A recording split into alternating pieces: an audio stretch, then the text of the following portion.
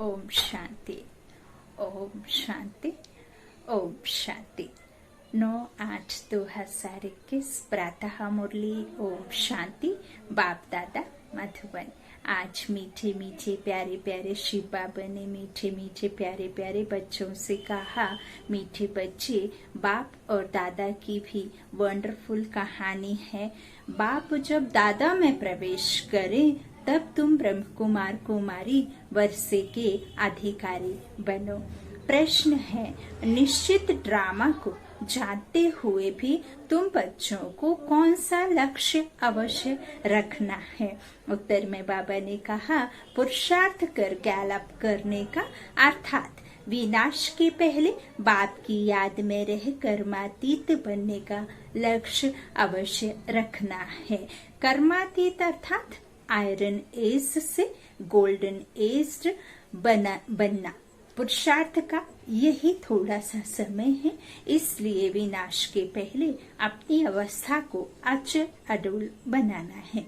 ओम शांति, ओम शांति। यह दोनों कौन कहते हैं? एक था बाबा, एक था दादा। कहानी सुनाते हैं ना, एक था राजा, एक थी रानी। अब यह फिर है नई बातें। एक बाबा, एक दादा। तुम कहेंगे 5000 वर्ष पहले भी एक था शिव बाबा, दूसरा था ब्रह्मा दादा। अब शिव के बच्चे तो सब हैं, सभी आत्मा एक बाप की संतान हैं, वह तो है ही है। ब्रह्मा के बच्चे ब्राह्मण भी थे। प्रजापिता ब्रह्मा की संतान ब्रह्म कुमार कुमारियां थे। उन्हों को कौन पढ़ाते थे? शिव बाबा। प्रजापिता ब्रह्मा के यह ब्रह्म कुमार कुमारियां ढेर बच्चे हैं ना। ब्रह्म कुमार कुमारियां मानते हैं बरोबर हम शिव बाबा के बच्चे भी हैं, पोत्रे भी हैं। बच्चे तो है ही, अब पोत्रे बने हैं। ब्रह्मा द्वारा दादे से वर्षा ले दें तो अभी तुमको दादे से वर्षा मिलता है, दादा का वर्षा मिलता है ना बाप के द्वारा। तो इस तरह से वर्षा मिलता है, जिसको शिव बाबा कहते हैं। परंतु ब्रह्म कुमार कुमारियां होने कारण उनको हम दादा कहते हैं। वर्षा दादे का है, ब्रह्मा दादा का नहीं। ब्रह्मा दादा का नहीं है, बाबा कहते हैं। तो वर्षा दादे का है। बाकुंठवासी बनने का वर्षा उस बाप से मिलता है। आधा कल्प वर्षा पाते हो, फिर तुमको श्राप मिलता है रावण से। नीचे उतरते आते हो, जैसे कि ग्रहचारी बैठती है, जैसे नीचे उतरने की सीढ़ी नीचे उतरते हैं, वैसे ही हम फिर सतों से रजोतमो में ऐसे नीचे धीरे धीरे सीढ़ी उतरते हैं। अब ये चढ़ती कला है, संगम युग। तो अभी तुम बच्चे समझते हो, हमारी ग्रहचारी राहु की दशा पूरी हुई। राहु की दशा है सबसे बुरी। उच्चते उच्च बृहस्पति की दशा, फिर राहु की दशा बैठी तो 5 विकारों के कारण हम काले हो गए। अब फिर बाप कहते हैं ये दान दो तो छूटे ग्रहण 5 विकारों का। तो है तुम्हारी बात, बाबा कहते। उन्हों को फिर सूर्य चंद्रमा का ग्रहण समझ लिया है, तो सूर्य चंद्रमा को ग्रहण कहते हैं। अभी तो इस संसार में सभी को लगता है। और हम दुखी क्यों हुए हैं? क्योंकि हम 5 विकारों में कामचिता पर बैठ काले हुए, है ना। तो इस तरह से हम हमारे ही 5 विकारों का हम दान देंगे, तब हम सुखी बनेंगे, तभी फिर हमारे लगे आत्माओं का ग्रहण छूटेगा। तो बाबा कहते फिर चांद सितारों को कह दिया, समझ लिया। तो जब ग्रहण लगता है तो दान मांगते हैं। यहाँ बाप तुमको कहते हैं 5 विकारों का दान तो ग्रहचारी उतर जाएगी। अभी बाबा कहते हैं इन विकारों से ही तुम पाप आत्मा बने हो। मुख्य है देह अभिमान, इन विकारों से ही तुम पाप आत्मा बनी हो। बाबा कहते हैं इससे पहले ऐसे सतो प्रधान थे, फिर सतो रजो तमो बने हैं। 84 जन्म लिए हैं, यह तो पक्का निश्चय है। बरोबर देवताएं ही 84 जन्म लेते हैं। पहले उन्हों को ही मिलना चाहिए बाप से। तो गाया भी जाता है, आत्माएं परमात्मा अलग रहे बहुकाल है। तो बाप कहते हैं पहले पहले तुमको सतयुग में भेजा था। फिर अभी तुम ही आकर मिले हो। आगे तो सिर्फ गाते थे, उनका यथार्थ अर्थ अभी बाप बैठ समझाते हैं। सभी वेद शास्त्र, जप, तप, स्लोगन आदि जो भी है, सबका सार बाप बैठ समझाते हैं। चक्र तो बिल्कुल सहज है। अभी कलयुग और सतयुग का संगम है। लड़ाई भी सामने खड़ी है, यह भी तुमको निश्चय है। सतयुग की स्थापना होती है कलयुग में। जितने भी हैं उन सब के शरीर खलास हो जाएंगे, बाकी आत्माएं पवित्र बन हिसाब किताब चुकतो कर जाएंगी। यह सबके कयामत का समय है। आत्मा शरीर छोड़ चली जाएंगी, यह तुम्हारी बुद्धि में अभी है। जब तक हम कर्मातीत अवस्था को पाएं, तब तक संगम पर खड़े हैं। एक तरफ है करोड़ों मनुष्य, दूसरे तरफ हो सिर्फ तुम थोड़े से, है ना। पांडव और कौरव गाए हुए हैं, तो तुम्हारे में भी कितने हैं जो निश्चय बुद्धि होते जाते हैं। निश्चय बुद्धि विजयंती, फिर जाकर विष्णु के गले की माला बनेंगे। एक है रुद्राक्ष की माला, दूसरी है रूंड माला। उस रूंड माला में थोड़ी छोटी छोटी शक्ल होती है। यह निशानी है हम आत्माएं ही आकर फिर गले बाप के गले की माला के दाने बनेंगे। फिर यहाँ आएंगे नंबरवार। माला 8 की भी है, 108 की भी है, 16,108 की भी है। अब 16,000 है या 5-10,000 है, उनका कोई हिसाब नहीं निकाला जाता। तो 8 भी है बाबा कहते हैं और 108 भी है। तो 8 जो नवरत्न है, 8 अष्टरत्न, फिर उसमें एक नवरत्न शिव परमपिता परमात्मा, ऐसे 8-9 हो जाते हैं। तो इस तरह बाबा कहते हैं कि 16,108 की भी फिर 16,000 है। तो बाबा कहते हैं कि इस तरह 5-10,000 है, उनका कोई हिसाब निकाला नहीं जाता। यह मालाएं गाई जाती है। बाबा कहते हैं यह सब तुम क्यों विचार करते हो। जितने भी राजाएं कल्प पहले सतयुग त्रेता में बने थे, उतने ही बनेंगे। 100 बने या 200-300 बने, यह पूछना नहीं है।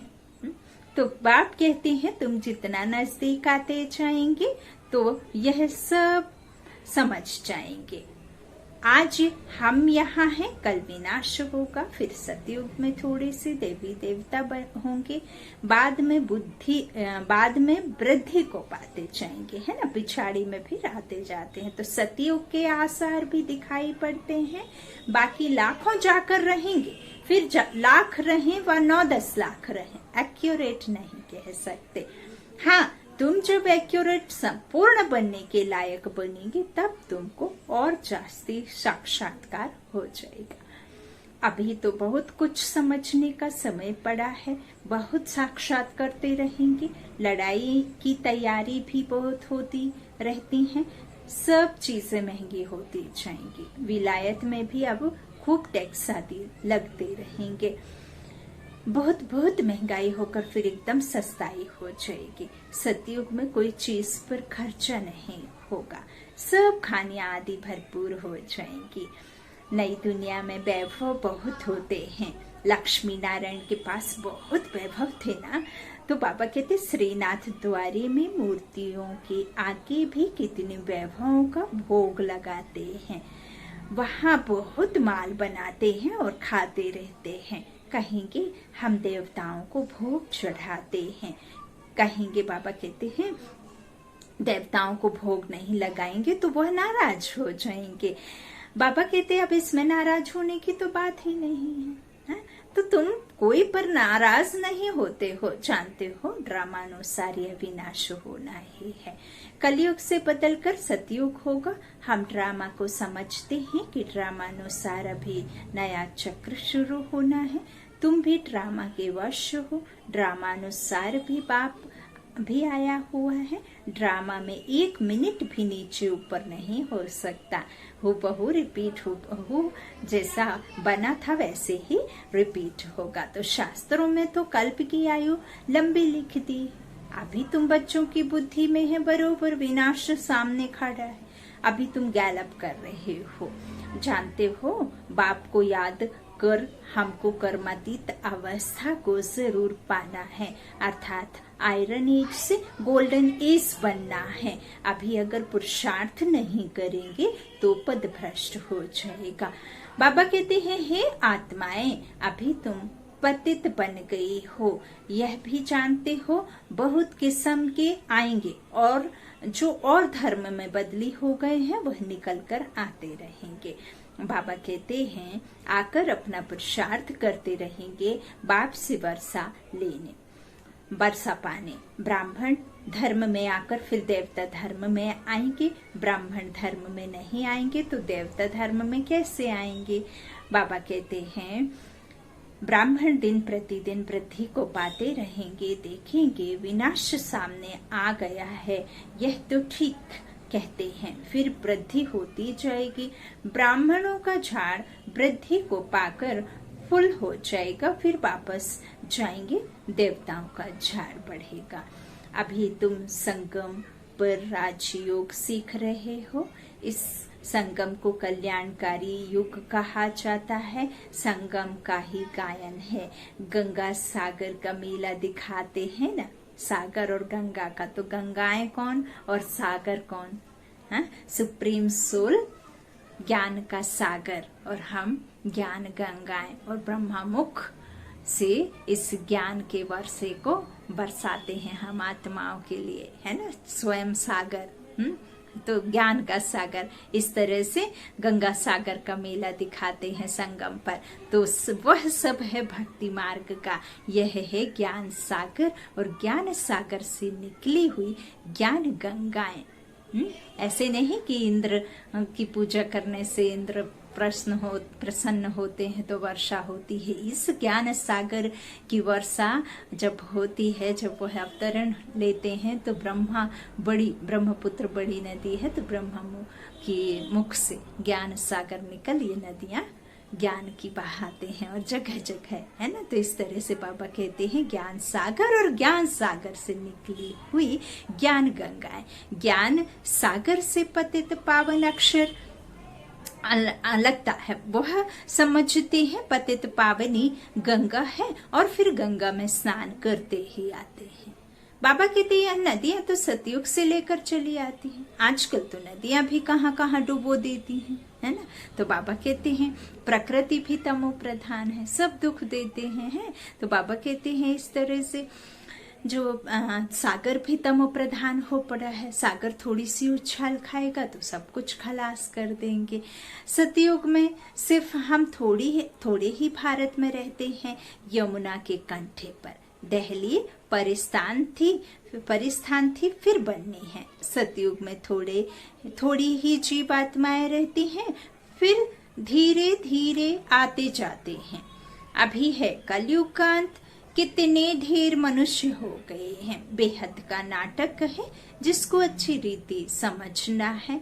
भल कोई अपने को एक्टर समझते भी हैं, परंतु कल्प 5000 वर्ष का है, यह किसको भी पता नहीं है। बाबा कहते हैं, कहाँ 84 जन्म, कहाँ 84 लाख। इस तरह अभी तुम रोशनी में हो, तुमको बाप से वर्षा मिलता है। बाप कहते हैं, मन मना बाप को याद करना है। शिव भगवान वाच, कृष्ण थोड़े ही ज्ञान का सागर है। भगवान की महिमा में और देवताओं की महिमा में बहुत फर्क है। बाप जो नई रचना रचते हैं, उनकी महिमा है सर्वगुण संपन्न। अभी तुम ऐसे बन रहे हो। बाप की महिमा और इनकी महिमा में रात दिन का फर्क है। कृष्ण की महिमा और बाप की महिमा में, है ना, ब्रह्मा बाबा की और बाबा की महिमा में दिन रात का फर्क है। यह राजयोग है ना, गाया भी जाता है। भगवान राजयोग सिखलाते हैं, तो वह है निराकार। तो जरूर निराकार से साकार में आना पड़े। हाँ? तो बाबा कहते हैं, भगवान की इतनी महिमा है तो जरूर आना पड़े। उनका जन्म दिव्य अलौकिक है और किसका दिव्य जन्म नहीं गाया जाता है, यह भी बच्चों को समझाया है। एक होता है लौकिक बाप, दूसरा होता है पारलौकिक बाप, जो जन्म मरण से न्यारा, तो जिसको ही भगवान के याद करते हैं। और तीसरा है अलौकिक बाप, वह भी संगम पर 3 बाप है ना, सतयुग में 1 और फिर भक्ति में 2 है। बाबा कहते हैं पारलौकिक बाप जिसको ही भगवान कहते हैं, और भगवान जिसे भक्त याद करते हैं, है ना। तो भगत याद करने वाला और भगवान जिसे हम याद करते हैं, तो यह फिर वंडरफुल बाप है। बाबा कहते हैं जब पारलौकिक, इस तरह से बाबा कहते हैं एक अलौकिक बाप भी है ना। तो ये ब्रह्मा बाबा अलौकिक है ना, तो यह फिर वंडरफुल बात है। जब पारलौकिक बाप बच्चों को अडॉप्ट करते हैं तो बीच में यह अलौकिक आ जाता है। प्रजापिता ब्रह्मा के कितने ढेर बच्चे हैं, शिव बाबा आकर ब्रह्मा द्वारा तुमको अपना बनाते हैं। कितने ब्राह्म कुमार कुमारियां बनते हैं। लौकिक बाप को तो करके 8-10 बच्चे होंगे। अच्छा, शिव बाबा भी है पारलौकिक बाप, उनके तो अनेक बच्चे हैं। बाबा कहते हैं सभी आत्माएं कहती हैं हम सब ब्रदर्स हैं। अब इस संगम पर फिर अलौकिक बाप मिलता है, यह ज्ञान तुमको वहां नहीं रहेगा। प्रजापिता ब्रह्मा बाप मिलता ही तब है जबकि बाप आकर नई सृष्टि रचते हैं। तो यह अलौकिक जन्म हुआ ना, तो इनको कोई समझ नहीं सकते, वह लौकिक और वह पारलौकिक, यह तो, और यह है संगम युगी अलौकिक बाप।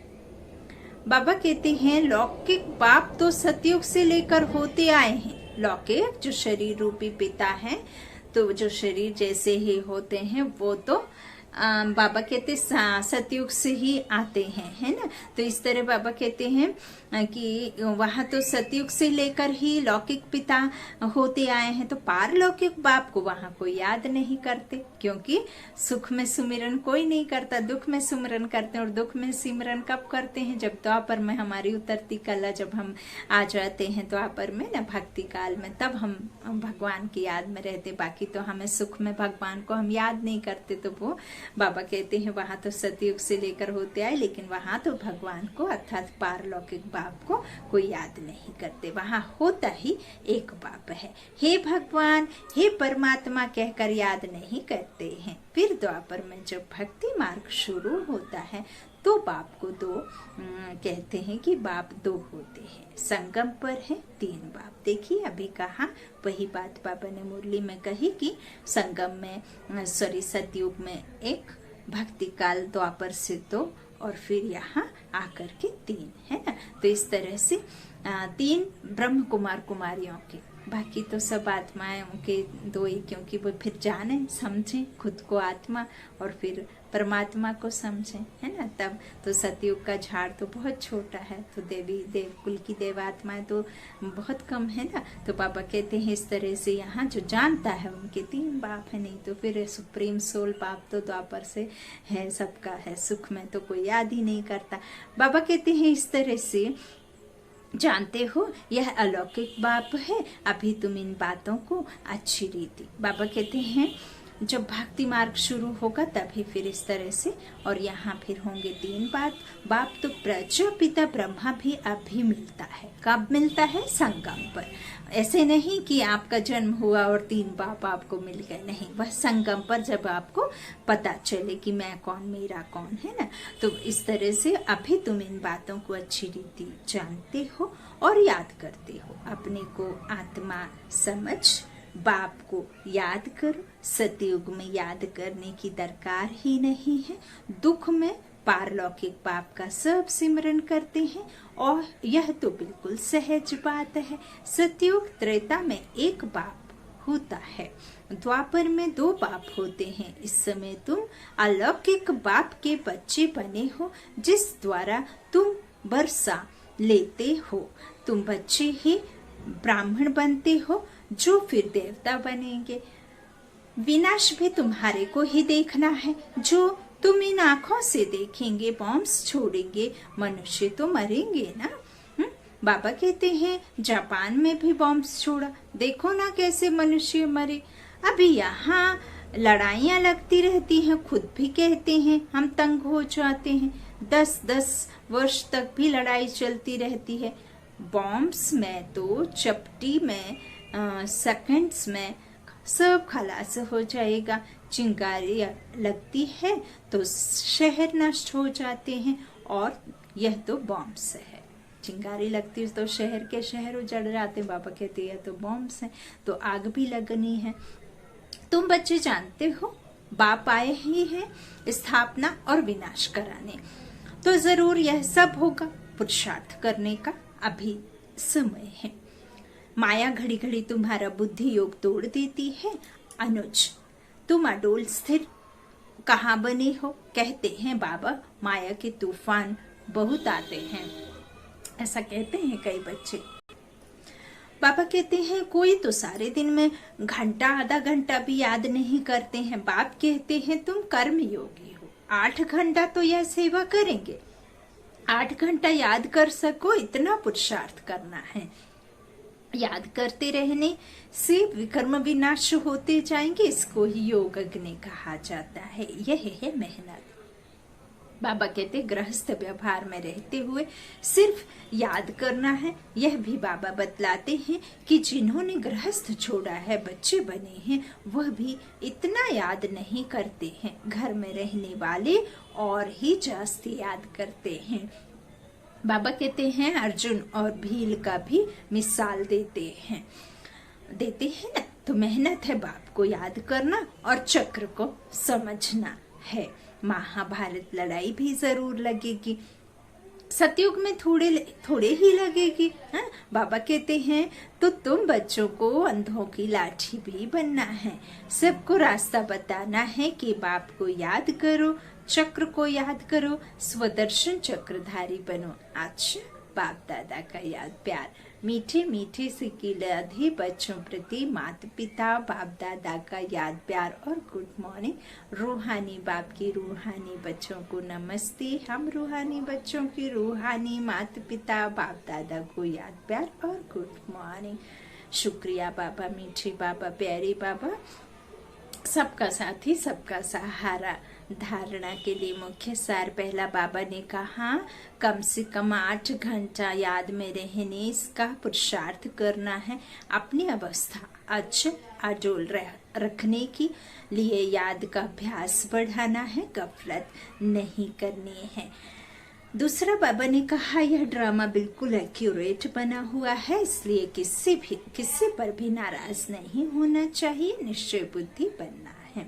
आज को वरदान बाबा ने दिया है, दिल में सदा एक राम को बसाकर सच्ची सेवा करने वाले माया जीत विजयी भव। हनुमान की विशेषता दिखाते हैं कि वह सदा सेवाधारी महावीर था, इसलिए खुद नहीं जला लेकिन पूंछ द्वारा लंका जला दी।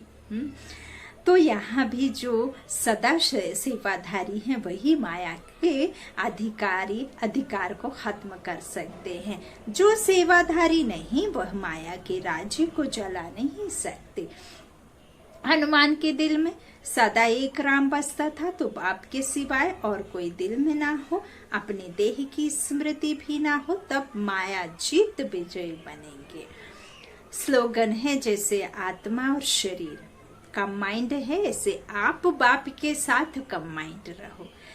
स्लोगन है जैसे आत्मा और शरीर कंबाइंड है, ऐसे ही आत्मा और परमात्मा को एक साथ कंबाइंड रहो, है ना।